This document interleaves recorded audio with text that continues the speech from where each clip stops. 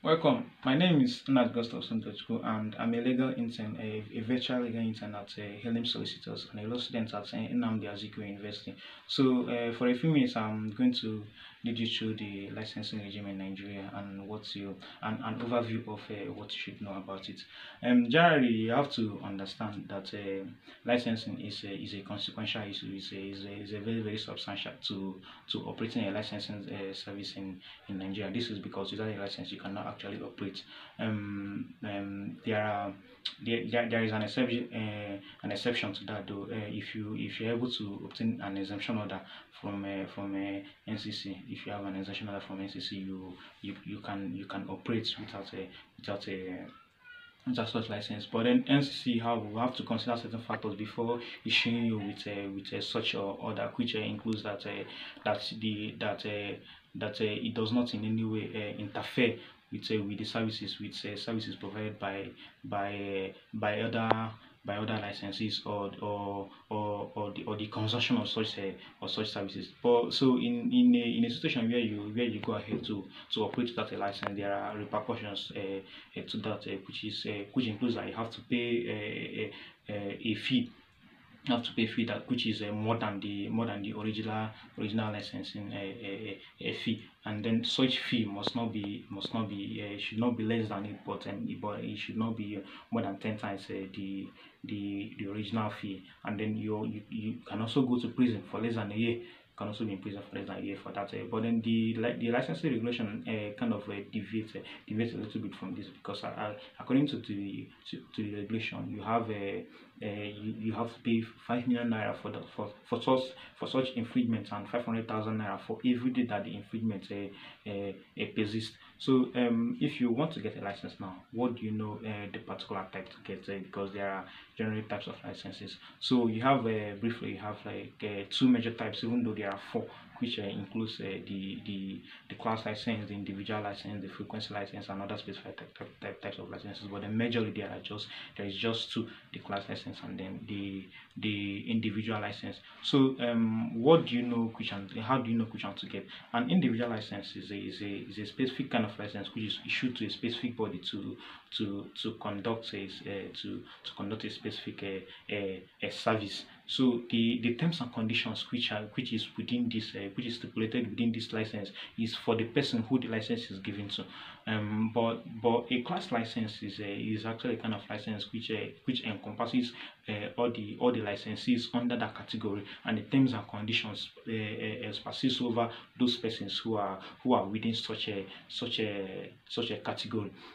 So you already, if you are going to get a license, you know the type that you want to get. How do you go about getting this license? So firstly, you have to ensure that you meet that you meet with the prerequisites which include firstly and majorly that you must be registered under CSC in Nigeria. You have to be a registered corporate body, and then you also check the technical sanctions by NCC. Do you meet all the technical requirements of a NCC? Then after that, you also have to check if NCC has to check if you are financially capable. Do you have the financial balance to carry out such a service? And then you also, if by advantage the services that you are rendering has some kind of resource backing, NCC will have to make sure that you have enough of these resources to carry on with such service. So after you've made sure of these requirements, you can go ahead go to the NCC website, or you can easily go to any of the NCC websites, get a form, and then pay for such sum, fill it, and submit it with. You have to submit it with the evidence of your payment for such form. So after the payment, you NCC, if what you applied for is an individual license, within 90 days you are going to receive an offer letter. If per anniversary you did not receive such a offer for an individual license, it is presumed, you have to understand, you have to assume that automatically your license this thing has been rejected. your application has been rejected. But then if it is a class license, after 30 days you ought to get such offer. But if you do not get the offer, you have to assume also that your that application has been rejected. So in a situation where you have gotten through with the application and you are now a registered licensee, how do you know how to renew your license after expiration? Because it is because you have to understand that your license is not a forever guarantee. So it actually has a duration. Within days, your license can actually within certain months that is stipulated in the license, it can expire. So you have to renew before the expiration of your license. You have to renew it.